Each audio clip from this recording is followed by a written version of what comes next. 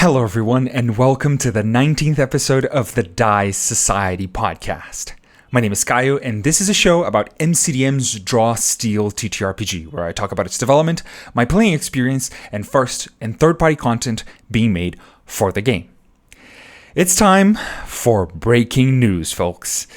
Draw Steel's PDF is already in the hands of MCDM's Patreon supporters. And this isn't by far all the news I have for you today. We also gotta talk about the 2 adventures and the new class the devs sent out for testing over the past couple of months. And on top of that, we need to cover a bunch of miscellaneous news and a whole new batch of creations from the community, including not 1, but 2 new Draw Steel fanzines. We have no time to lose today. Let's draw steel and get started. As Draw Steel gets closer and closer to a full release, the community has been ramping up content production. There's so much cool stuff coming out that I'm almost losing track of how many crowdfunders and how many zines have come out over the past few weeks. Let's start with the Blacksmith's Guild issue number 1 by Max Falcon EST. This is a fanzine that you can buy for $5, and in it you'll find some sidekick retainers, all or nothing kits, snow elves, the Lost Crypt of Deraldor, and an article called So You Want to Make an Ancestry. Congrats to the whole team for getting this out the door so soon. It's really cool product. The next creation is also a fanzine. Ratcatcher Magazine by Onslaught 6 is going to be a, quote, lo-fi, down and dirty grab bag of hot content for Draw Steel. The first issue is already funded on BackerKit, and you can get your own copy for $8. Speaking of BackerKit, Raiders of Ivy Watch by Gub is a first-level Draw Steel adventure whose crowdfunder campaign has already reached its goal. It promises 20 to 32 hours of play and up to 18 victories.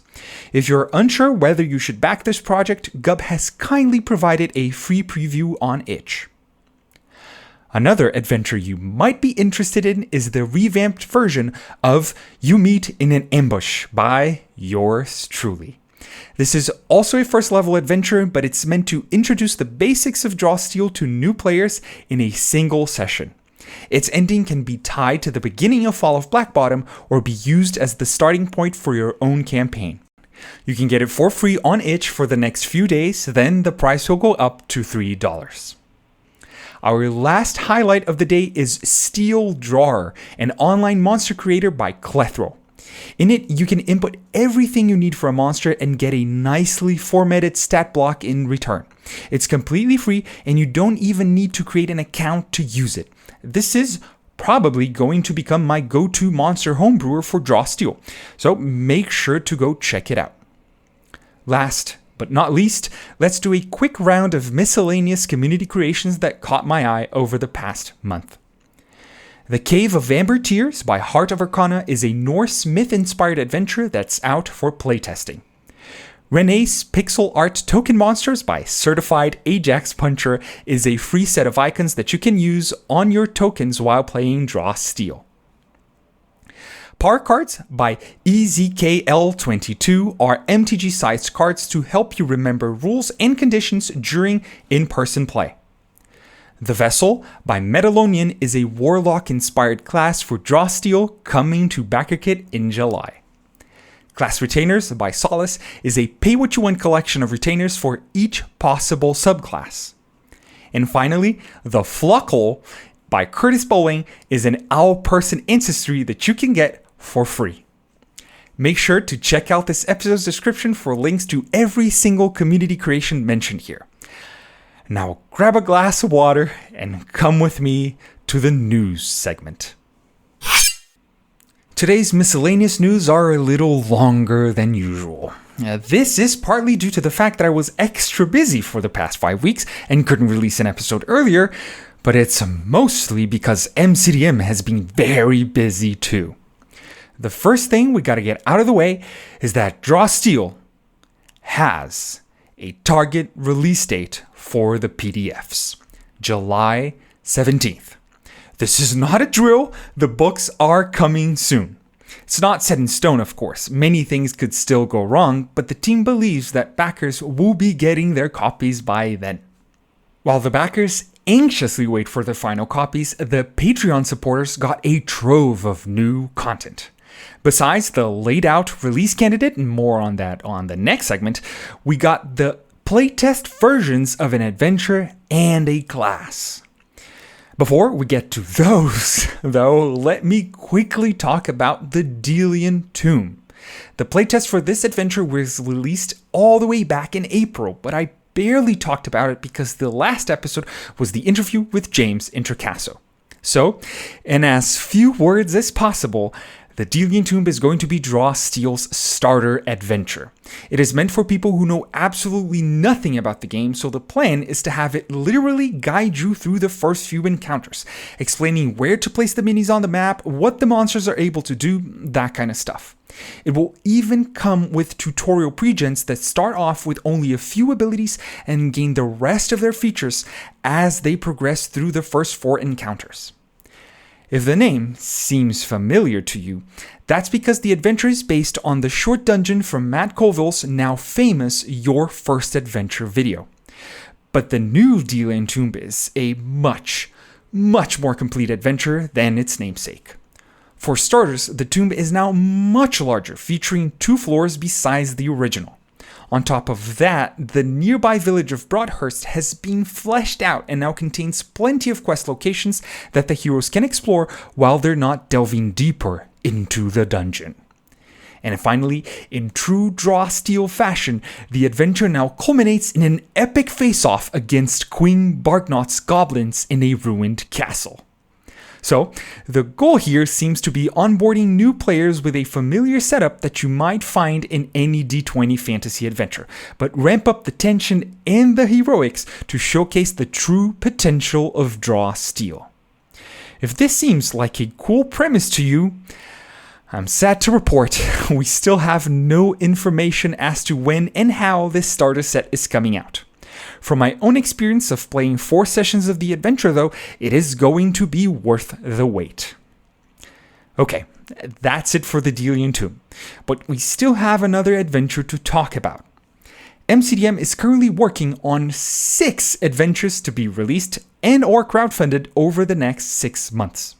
The Delian Tomb, which we just talked about, The Fall of Blackbottom, which was the first playtest adventure for backers, The Condemned, which is a Suicide Squad style mission, The Dark Heart of the Wood, which has the heroes fight a thorn dragon, a yet unnamed Gnoll adventure, which should involve the heroes facing off against gnolls in a road, and Road to Broadhurst. Dubbed the Conventure because it's meant for conventions and other similar events, Road to Broadhurst allows an experienced Draw Steel director to demo the game in a short amount of time. How much time is actually up to you because it is modular, so you can run it in 1, 2, 3, or 4 hours. As for the adventure itself, it's a pretty simple setup. The heroes are hired to escort a wagon of medicine to the village of Broadhurst, which has been struck by an epidemic of goat pox. On the way, they must face montages, negotiations, and combats. You might have also noticed that the end goal is getting to the starting location for the Delian Tomb, and that's not by accident. The Conventure sort of works as a lead-in to the much meatier Delian Tomb. Patreon supporters got a playtest of this adventure at the end of May, and I personally thought it was really fun. It wasn't too serious, it had plenty of interesting moments, and enough combat shenanigans to pique the interest of new players. Unfortunately, Road to Broadhurst also doesn't have a release date, but the goal is to make it available for free online so that any director can introduce new people to Draw Steel wherever they are. That's it for the adventures the patrons got, but there's still that class I mentioned at the beginning of this segment. Well, recently Willie finally posted the prototype of the Summoner.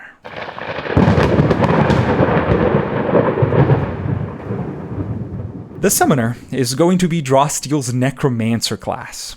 Actually, Necromancer is only one of its 4 subclasses. Besides undead, you can be a summoner of demons, elementals, or fae. The core mechanics of the class, however, are basically the same independently of what type of creature you can summon. You can play a character whose main spiel is calling forth minions from different planes of the timescape to fight for you and protect you with their own lives. If you're wondering what exactly this looks like in combat, I haven't been able to play a summoner yet, but friend of the show Cameron from Rise Heroes Rise ran a Danger Room scenario to try out the class. You can watch it right now on YouTube by clicking the link in this episode's description, but Cameron also kindly summarized his impressions for us. Quote, I feel like the summoner fantasy is very difficult to pull off, and Willie's done it. The various ways that your minions can be useful, speaking only for the elemental portfolio, is astounding. Not only are they effective at breaking up enemies' line of effect and means of escape, but they also provide really useful after-death effects. It's truly cradle-to-grave design that makes sense for what the class is. You don't have to worry about losing your minions, because even in death, they're very useful. The Elemental Portfolio is a textbook controller class. With a triggered action like hold them down, I was terrified to mess with the minions. My highly trained kobolds were no match for the sheer number of giant stone dudes that showed up at their doorstep. As the director, I felt like the summoner was spending my own malice against me. That said, at the end of the session, one of my players felt like the summoner kind of took the spotlight away from the other heroes.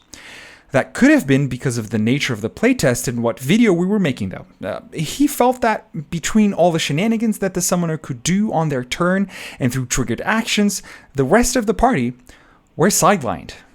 I think his exact words were, I felt like the summoner was the main character. I can see his point. The summoner did a lot during combat, mostly because they had 2 turns when most of the other heroes had 1.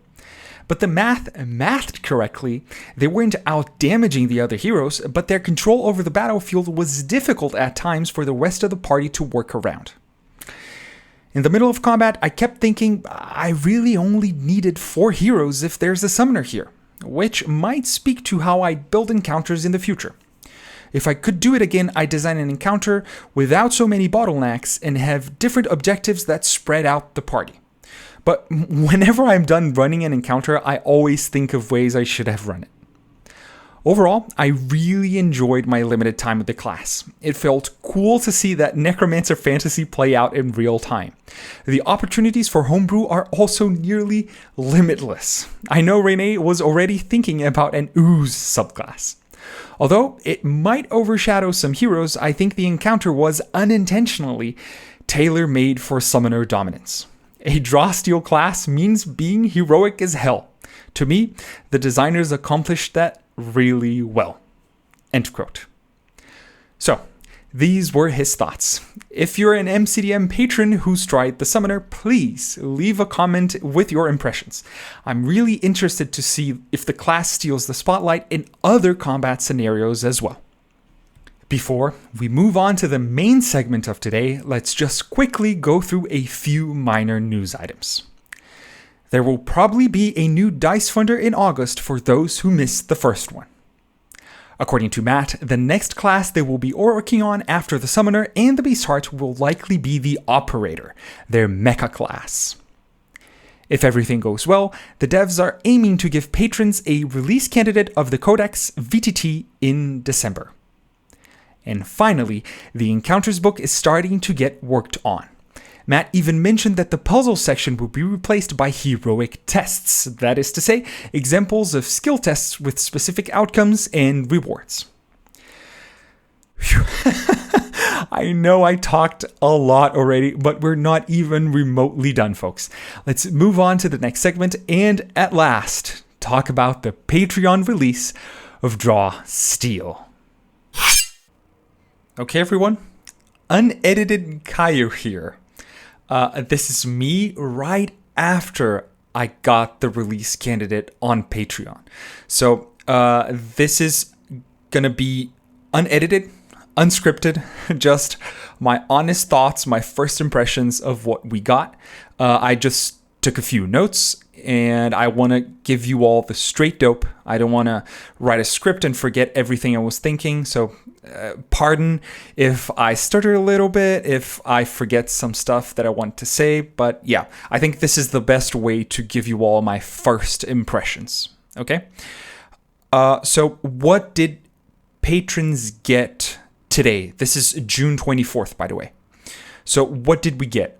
We got the release candidate of the Heroes book and the latest draft of the Monsters book.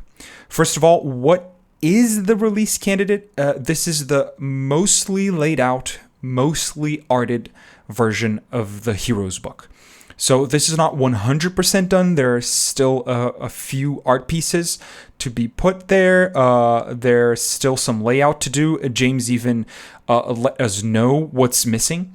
I'm going to talk about that in a second. So it's not 100% done, but it's the closest to done we're going to get before the final release in July. As for the Monsters book, they're still in the middle of editing the draft, so it's not laid out, there's no art, but it's the most up-to-date stat blocks that we have for the foreseeable future, right? So what is missing according to James? This is the first thing I want to get out of the way if you end up taking a look at the release candidate yourself. So they're still missing an accessibility pass. They still don't have tooltips and that kind of stuff. Diagrams need bigger names. There's inconsistent spacing everywhere, basically. They're still missing art, as I said. There are no bookmarks. The cover, they released the cover on the post, but there's no cover on the PDF itself. They don't have any credits. There's no glossary or index. There's no title page. There's no table of contents, and the links aren't working yet. But besides all of that, the layout is mostly done and the art is mostly done. So let's go. What are my first impressions of the book, right?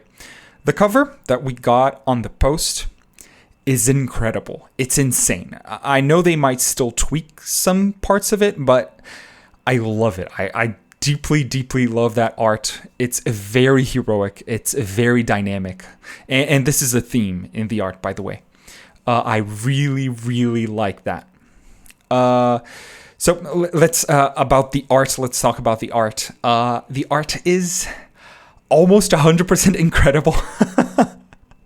I'm gonna gush about a lot of stuff here. There are a few misses, in my opinion. There are just a few art pieces that are not my personal style, but almost 100% of the pieces are amazing. This is classic MCDM art, right? They don't leave anyone wanting in terms of art. It's super heroic. It's very varied, by the way. I saw a lot of heroes in very different positions, very different ancestries, very different doing spells and using attacks, all that kind of stuff. So you do get a sense of everything you can do in the game. There are even some very peaceful pieces for the downtime activities. They're really good, really good, and they're basically all very dynamic. You see a lot of movement, a lot of action. I feel like some people won't like the art, not because of the quality of it, but I think many people prefer a more down-to-earth art style, a more medieval more medieval characters and more medieval settings. This is not it. You see Time Raiders with 4 arms, blasting people from afar with their mind powers. This is not a specific piece of art, but just giving you the general sense of it. So some people, I think, won't like it, but the art is true to the game, right? If you don't like the art, you're probably not going to like what you're doing in the game.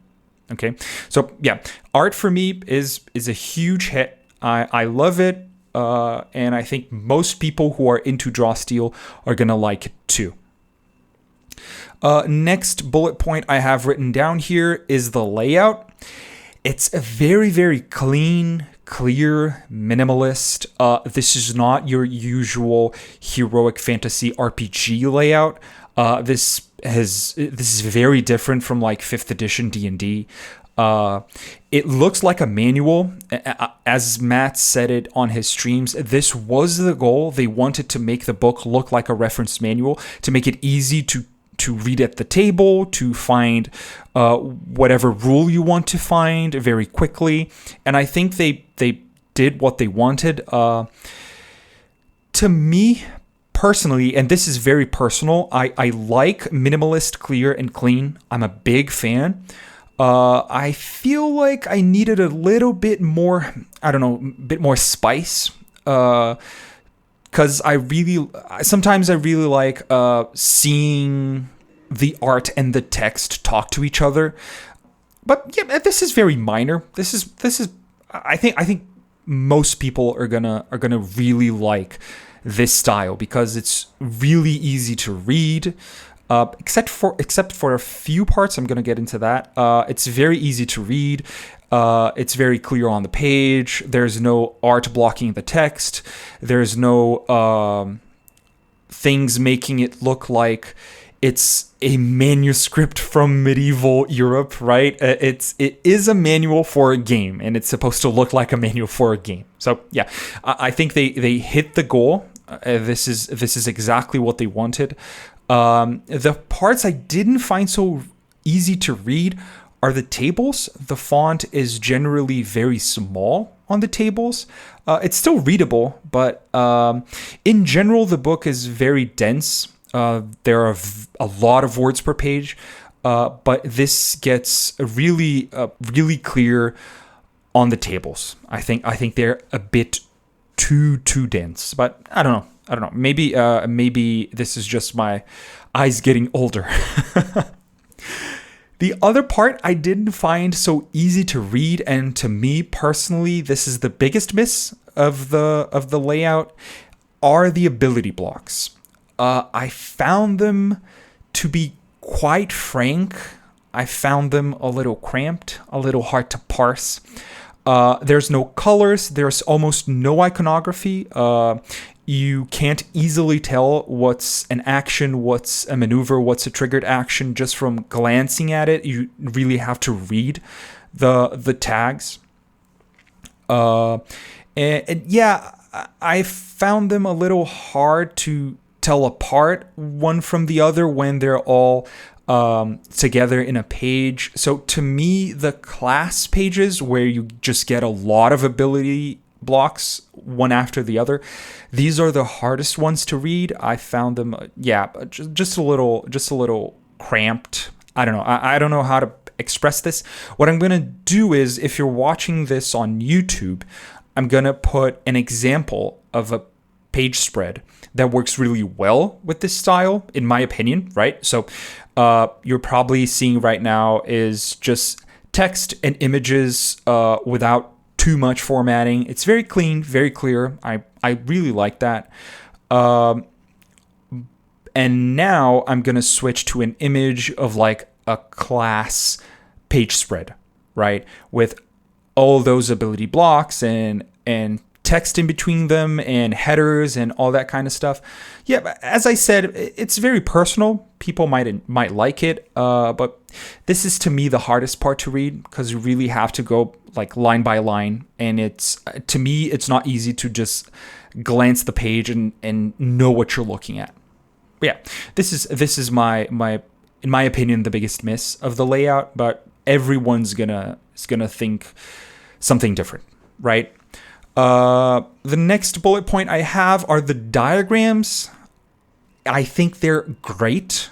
They're really helpful to understand area of ability, areas of effect, and movement. They're awesome. They're really simple. I'm gonna try and show one. They're really simple. There's not much to them, but I really like how they did them. It's really clear to me what they're trying to convey. So this is gonna be really helpful at the table if you have any questions about like what's an aura, what's a burst, and that kind of stuff. So yeah, I really like the diagrams. But overall, yeah, I think I like the layout. It's very unlike other fantasy TTRPGs, which is not necessarily a bad thing. To me, yeah, the part I didn't like were the ability blocks, but aside from that, I think I'm happy with it. I think I'm gonna get used to the small font for the tables and the very minimalist design overall. Let me know what you think, please. Leave your comments in the description because I really want to know what other people think of the layout. This is just my opinion. But yeah, moving on from the Heroes book, let's go to the Monsters book. And this is a very short first impressions because it's still in editing. There's no layout, no art. There's just one highlight I saw. There's a new section that teaches you how to adjust monsters, make a quick solo monster, adjust EV, I think, for when you change a monster's role or organization, that kind of stuff. How much stamina a monster has when it has a certain organization and role, that kind of stuff, damage modifiers and all that kind of stuff. It's really helpful. Really, really useful if you want to reflavor a monster, relevel a monster, that kind of stuff. I'm going to be using this a lot. So congrats to Willie for being able to get all of this into the book, because I really, really like the math part. So aside from that, I wasn't able to detect any major changes. There's no changelog at all. So most changes are probably inside the stat blocks, which we're gonna see once in more detail. We're gonna see once the final book is out. But yeah, this is my first impressions, unfiltered, unedited. I really want to know what you guys think. If you guys had access to the books, what you guys thought of the layout, what you guys thought of the rest of the books. And please also let me know in the comments, because I might want to do a flip through of the book, maybe in a live stream. If you guys are interested in this, please leave a comment below, because I might consider it, because it's something I might want to do, but not if nobody wants something like that. You can leave a comment on YouTube, Spotify. I read all of them. Thank you very much. Well, yeah, this is it. This is the main segment of the show. Sorry for not editing this, not scripting this, but yeah. Now I'll leave you guys with the outro. Thank you very much. And that's it for today, folks. I hope you guys enjoyed the episode. A special thanks to my current initiate level patrons, Brandon, Seth, and Shiomar. Thank you so much. Make sure to check out this episode's description for links to all of my socials, the Die Society's mailing list, and a full transcript of this episode. I'll also leave some links out there to James's, Matt's, and MCDM's accounts so you can follow them too. See you all next time. Thank you very much, and goodbye.